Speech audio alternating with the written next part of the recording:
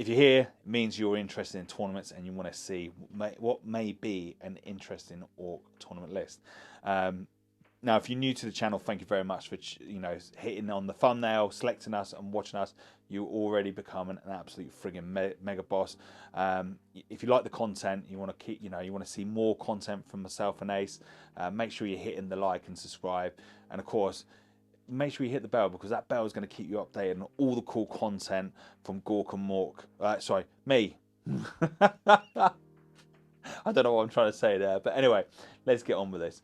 2,000 points seems to be the tournament style list that is what's being taken at the moment in tournament wise. So what I'm thinking going down in an Orc style list is trying to find an army list that moves quickly, can score me objectives quite quickly. B, can be an absolute friggin' nuisance to your opponent across the board, because let's face it, that is absolutely friggin' crucial. And C, the ability to push out a lot of damage. And of course, you've got to think about those secondary objectives as well, because that is, really, really important. So, going down through my list, now this would be interesting to see what you think about it, and whether or not we can make this any better than what it is. So first up, I'm going to be going with a battalion, and we're going to be going with Death Skulls. Reason why we're going with Death Skulls and not going with Evil Suns or Bad Moons is purely the fact that we've got the ability to reroll damage, hit and wound on each unit, which is absolutely friggin' powerful and well worth taking.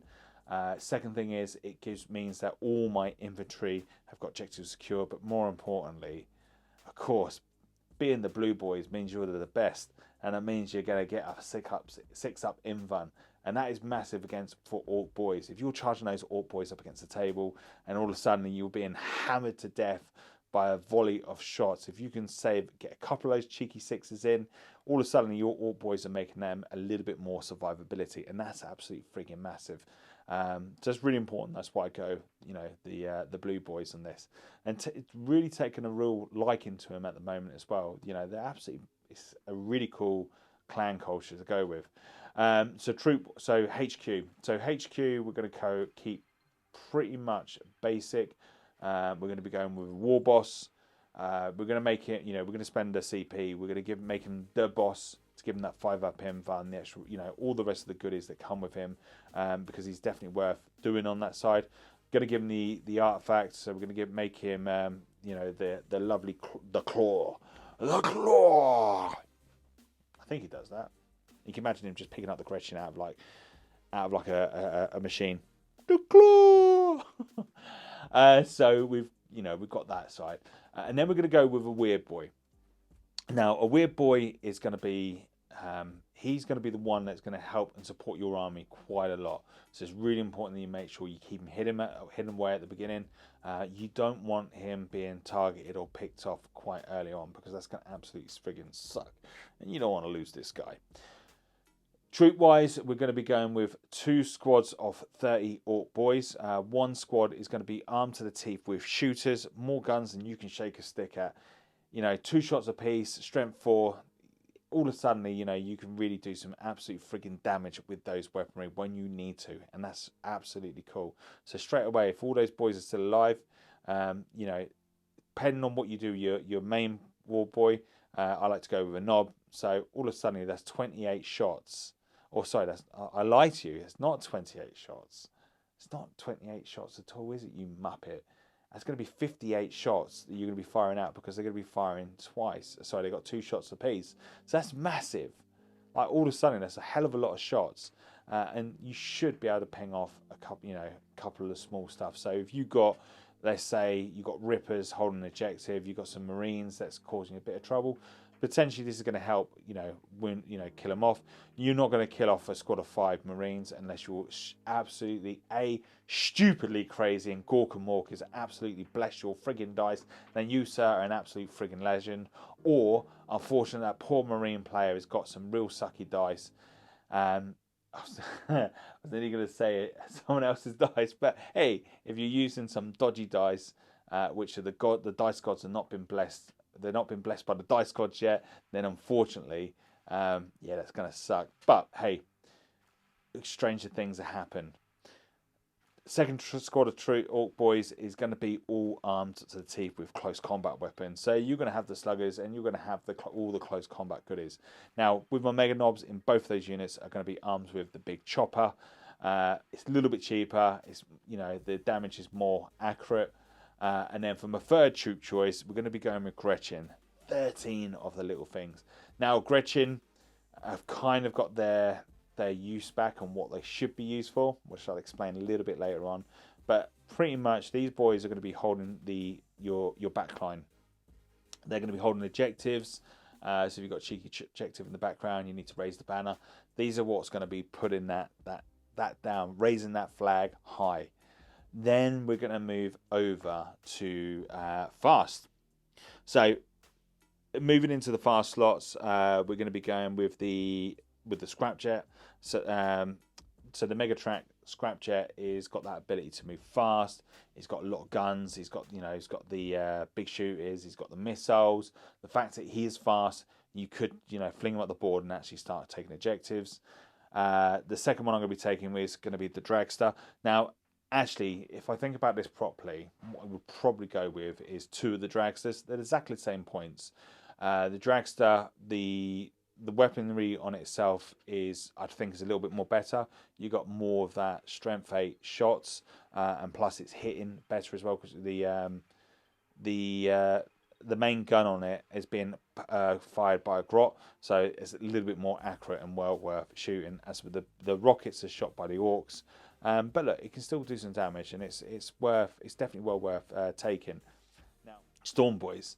Now, Storm Boys, you keep them into reserve. Now, this is a double-edged sword because this can go one or two ways for yourself, and I'll explain why. If you keep them in reserve, you have a good opportunity. There's a good chance your opponent is going to screen the hell out of you, and you're just going to be pretty much chucking them in on your board edge, which is absolutely going to suck. And if you're very unlucky, you could be actually zoned out of the board, full stop.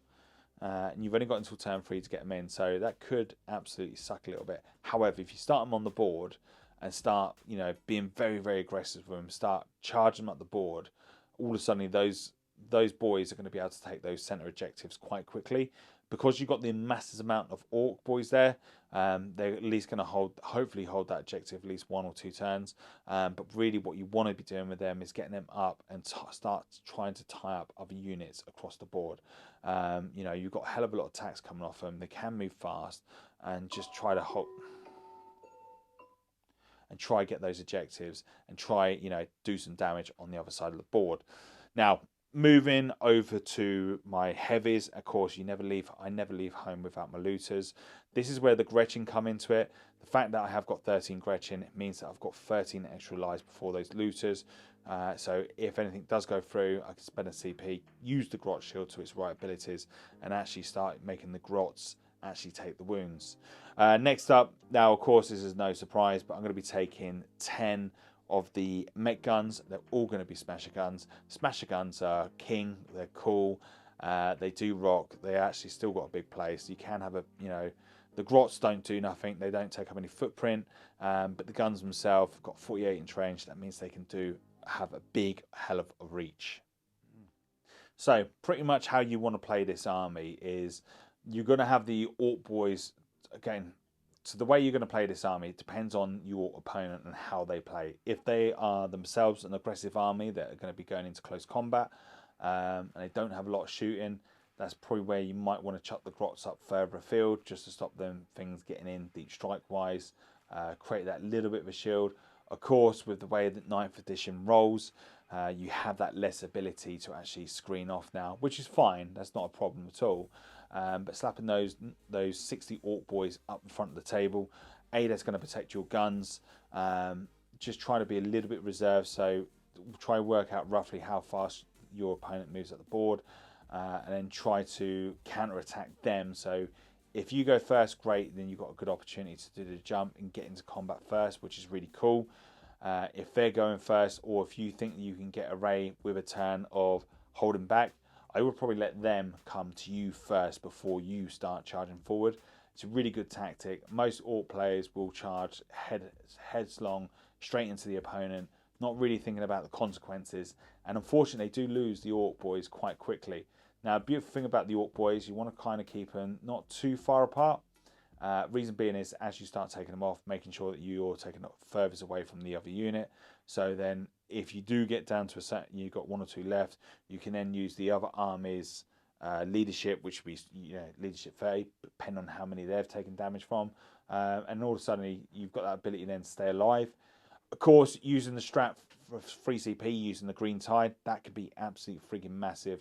And that is an absolute pain in the butt for anyone that's playing against you, because having 30 Ork boys coming back on the tabletop, that's massive, because that's a hell of a lot of shots they've got to push into it.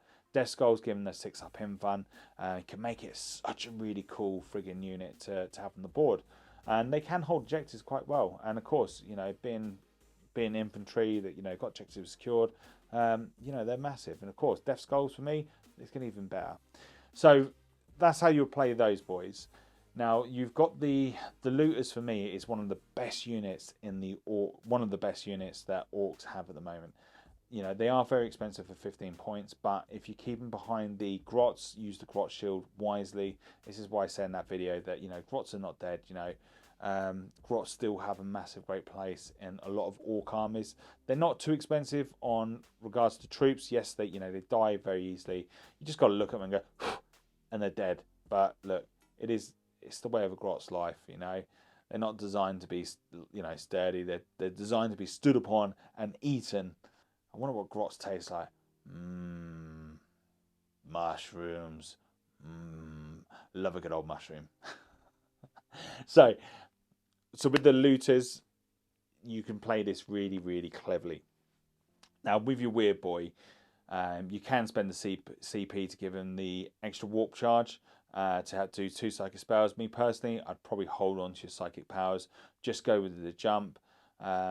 If you feel that you can get away with without the CP, spend the CP and give them the warpath and the jump.